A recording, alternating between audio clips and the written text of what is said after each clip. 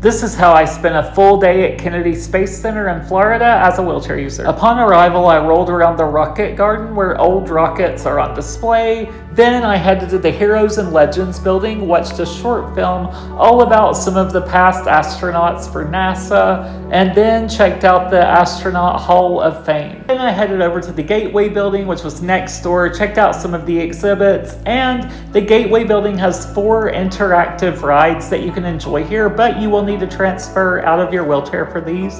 However, I was able to stay in my wheelchair and watch them from a screen.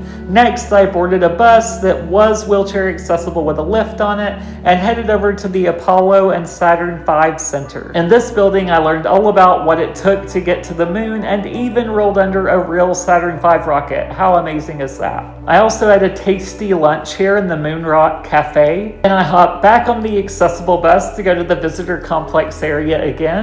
My first stop once I was back was the Atlantis building. It was really cool to see this giant space shuttle up close, and I enjoyed some interactive accessible exhibit. Then it was time to learn all about Mars and the Journey to Mars building. I enjoyed seeing the Mars rovers on display. And then it was time to relax by watching an IMAX movie. They did have a lift to get me up to an upper level, so I would have a great view of the IMAX movie. And then I finished the day by meeting Jose Hernandez, who is an actual astronaut. It was an amazing day at Kennedy Space Center.